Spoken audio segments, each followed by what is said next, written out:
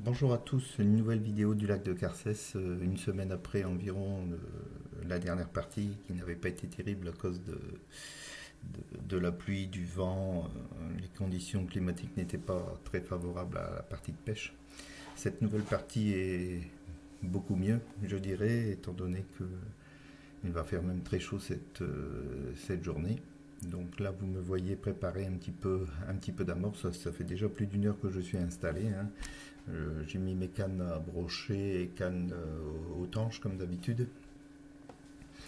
Et là, je fais un petit peu d'amorçage parce que les gardons, ça mord pas tellement, contrairement à la semaine dernière. Mais bon, il faut amorcer un petit peu pour dire d'avoir des prises.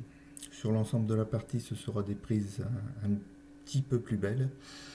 Mais au lieu d'avoir un gardon tous les 2-3 minutes, ce sera plutôt tous les 5 minutes. Voilà, donc je m'installe, il fait déjà chaud. Pour l'instant, je suis un peu à l'abri des arbres, je dirais, à l'ombre. Donc la partie de pêche commence tranquillement. Et puis tout va bien se dérouler. Pas de grosses tanches malheureusement. Une nouvelle fois une ligne à brocher de perdu, mais ce sera dû au restanque qu'il y a à l'intérieur du lac. En effet, le lac, surtout de ce côté-là, il y a l'ancien lit de la rivière et il y a beaucoup de restants pour arriver à cet ancien lit. Et lorsque vous jetez, vous avez tendance à vous accrocher dans les pierres des restants.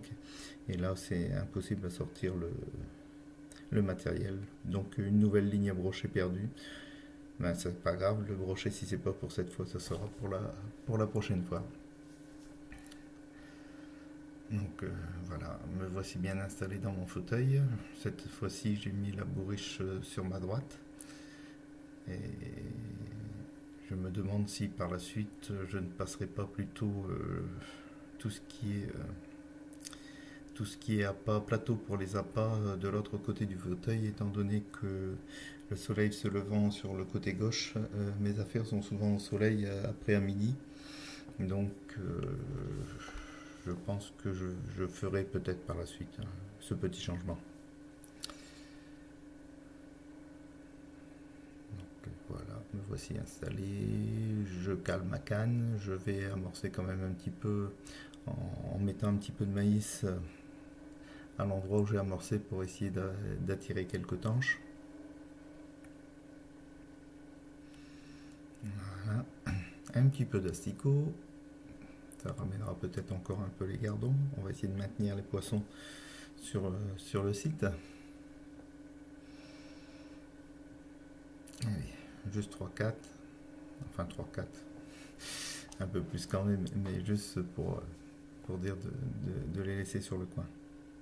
Voilà, j'avais à peine amorcé. Mauvaise nouvelle, la première chose qui arrive, ça doit être une perche soleil. Une énième perche soleil. Bon, cette fois-ci, j'en aurais pris un peu moins que la dernière fois, mais elles sont encore un petit peu présentes.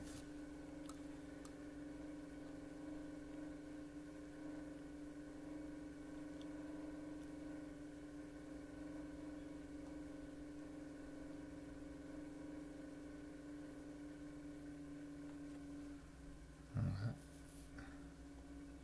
Le fait d'amorcer ramène tout de suite le poisson. Bon, le seul souci que j'ai et que je vais corriger pour la prochaine fois, c'est que ma canne a un bouchon très léger, 1 gramme, et toute une lignée de petits plombs, ce qui permet à l'assicot de descendre doucement, mais le fait de descendre doucement, ça fait que tous les petits gardons qui sont entre deux eaux viennent prendre l'assicot. Donc pour ma prochaine partie, je mettrai sans doute un autre bouchon avec un plomb beaucoup plus important de façon à le faire descendre directement dans le fond et essayer de prendre des gardons d'une taille supérieure. Bon, j'aurai pas le même nombre, mais j'aurai le plaisir de prendre des beaux gardons, je pense.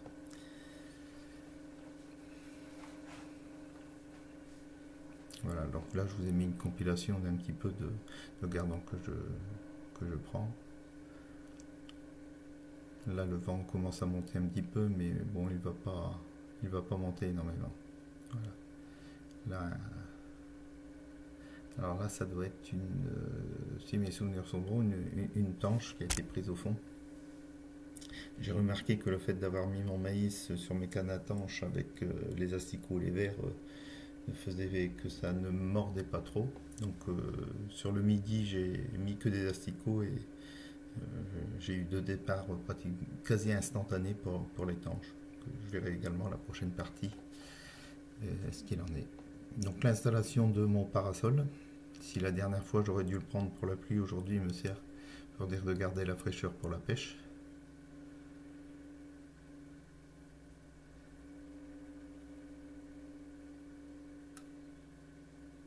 Apparemment ça a bien fonctionné parce que lorsque j'ai rangé mon matériel et que j'ai replié le parasol, j'ai trouvé qu'il faisait chaud dehors alors que sous le parasol j'étais très très très bien. Ce que me faisait remarquer également le pêcheur d'à côté, c'est que le fauteuil est pas mal, mais ils auraient pu prévoir des supports pour tout ce qui est bouteille d'eau, enfin bouteille d'eau, oui, ou autre boisson, je dirais, sur le fauteuil. Donc je verrai également peut-être par la suite pour acheter ce genre d'accessoires. Donc là, comme vous voyez, mes appâts, je les ai transférés sur la droite, étant donné que mon plateau reste au soleil, orienté plein est.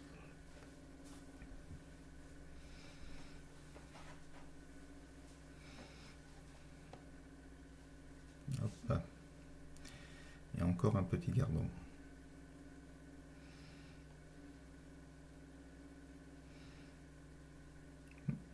Voilà.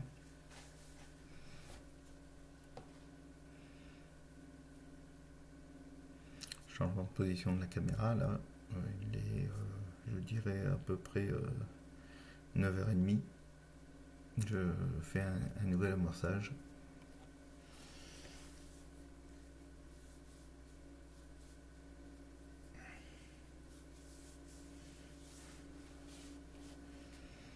Bon, c'est de l'amorce spéciale Gardon, hein, trouvée chez un commerçant. Je vais pas faire de publicité. Voilà. On voit les libellules qui commencent à se poser sur ma canne. La chaleur commence à arriver. Allez, hop, un petit peu de maïs. Et on va commencer à pêcher. Hop, et une nouvelle fois, on dirait que c'est un fait exprès. À chaque fois que j'amorce, c'est-à-dire comme la canne est restée pratiquement sur le fond, souvent les petites perches de soleil adorent mes asticots. Il faudrait en mettre plusieurs pour dire d'éviter de les prendre.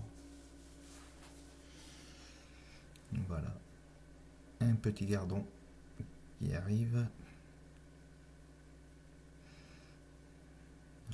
Bon, j'ai galéré un petit peu pour régler mon parasol un peu au départ, et ensuite ça allait beaucoup mieux.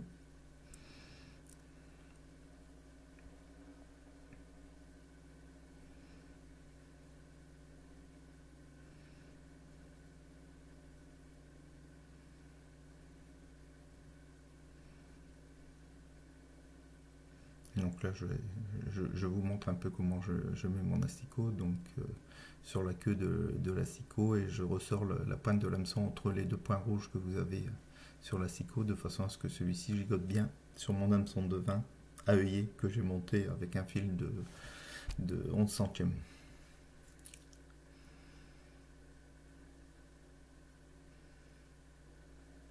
Vous voyez, le vent s'est calmé. Et bon, l'étang est à nouveau, le lac est à nouveau miroir.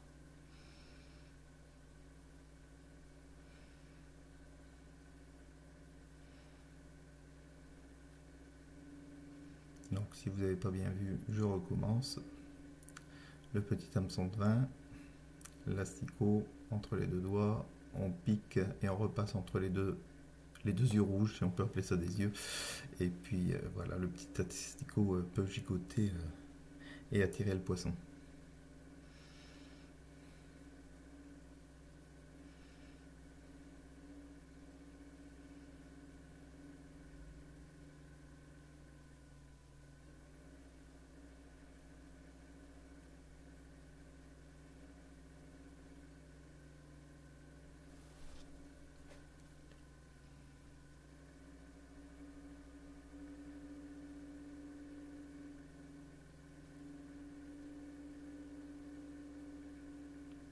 Et hop. Encore un petit gardon.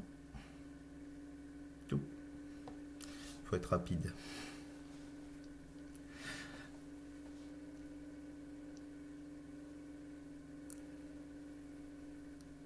Allez.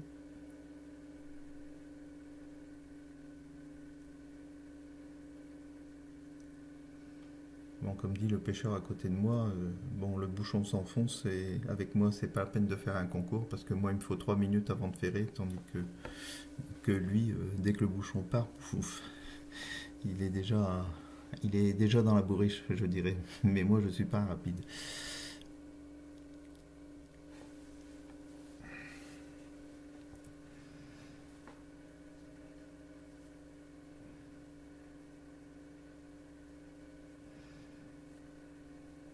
Alors un gardon qui tirait un peu plus que les autres, un peu plus beau.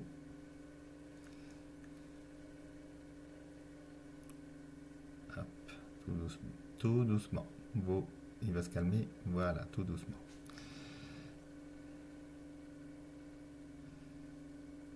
Voilà, et quand on retire la bourriche, voici le résultat d'une matinée avec 51 gardons, une perche et 4 tanches et 9 perches soleil. Voilà, on voit que parmi les gardons, il y en a quelques-uns qui sont pas trop mauvais. Voilà, une première tanche,